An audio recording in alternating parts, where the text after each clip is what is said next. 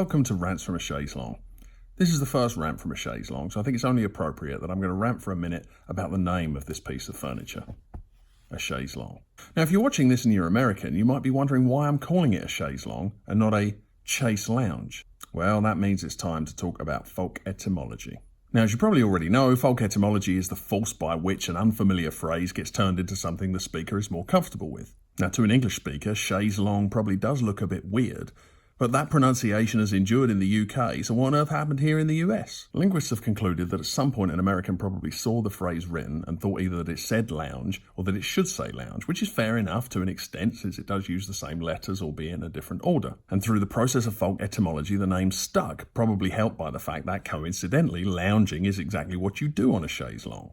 But the thing is, and I'm British, so there's no love lost between me and the French, but chaise longue sounds like the kind of furniture you want to relax on, whereas the very sound of chaise lounge is like being hit in the face with a brick. And according to Merriam-Webster, the uses of chaise lounge are actually catching up with the uses of chaise longue. And look, I know we can't hold back the mutation of language any more than King Canute could hold back the sea.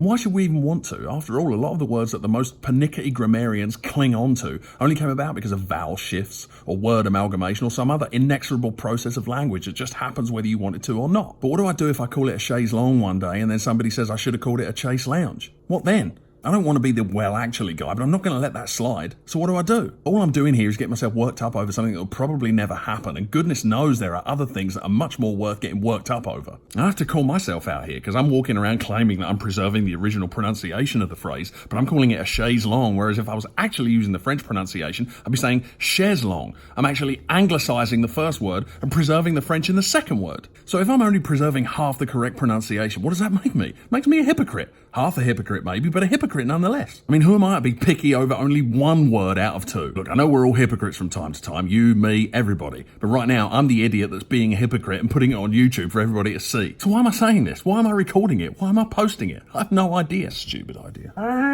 Stupid hypocrite. Anyway, this has been my first rant from a chaise longue. Thanks for watching. If you'd like to catch future rants, then please feel free to like and subscribe below. Thanks. This has been Rants from a Chaise Longue.